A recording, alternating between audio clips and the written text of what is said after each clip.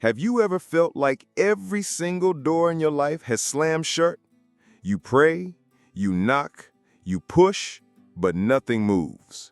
It almost feels like God locked you out of your own future.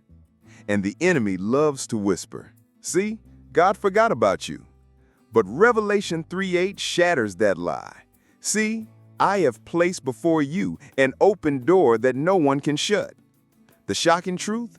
The door is already there, even if you can't see it yet. Now here's the catch.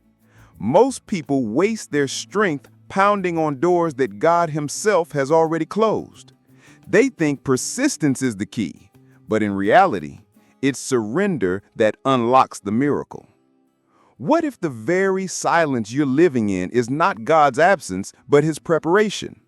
Stick with me, because by the end of this message, you'll see how to recognize God's doors, even when they're invisible. Uncertainty is one of the hardest battles a believer will ever fight. Waiting feels like torture. You check for answers, but heaven stays silent. And that silence?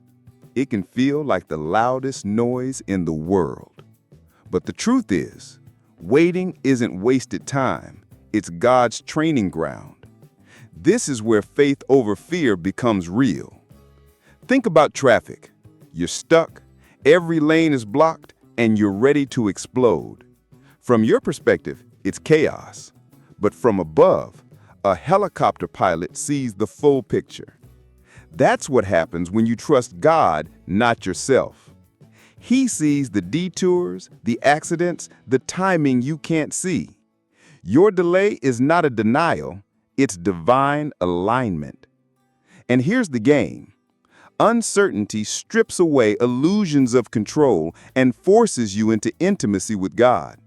It's where spiritual surrender stops being a concept and becomes survival. But there's something deeper. We need to talk about why God sometimes slams doors shut on purpose. Let's be honest. Nothing hurts like a door God closes.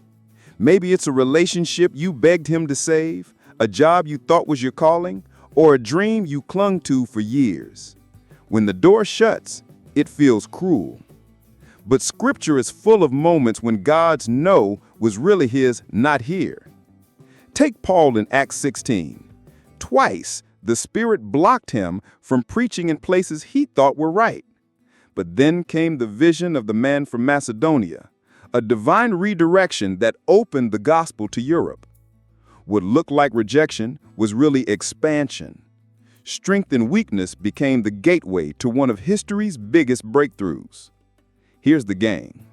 Closed doors aren't God's punishment, they're His protection. He's steering you away from counterfeit opportunities and toward the one open door He designed. But that raises the next question. How do you actually trust an invisible door you can't see yet? This is where the rubber meets the road. If God fights your battles, how do you fight the urge to take back control? The Bible gives us a roadmap. Philippians 4:6 says, "Pray constantly." Psalm 27:14 says, "Wait patiently." 1 Thessalonians 5:18 says, "Live with gratitude." Proverbs 3:5-6 says, "Surrender completely." Here's the gain. When you practice these rhythms, uncertainty loses its power. Prayer keeps your focus on God, not on fear. Gratitude shifts your heart from scarcity to abundance. And surrender, real surrender, unlocks doors no human hand can force open.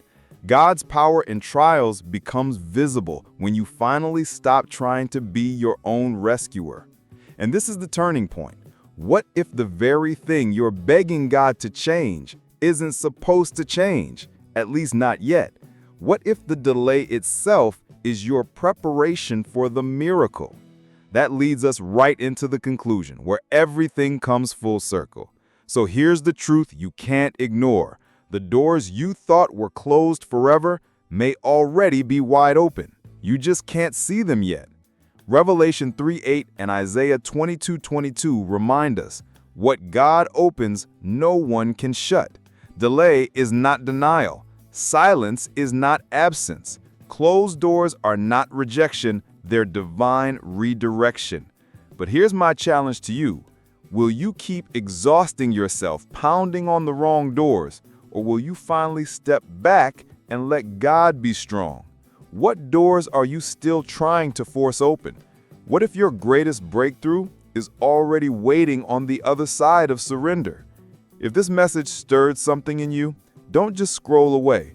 Drop a comment and share the door you're believing God to open. Hit the like button so others can find this word. And most importantly, subscribe and turn on notifications because your faith journey doesn't end here, it's just getting started.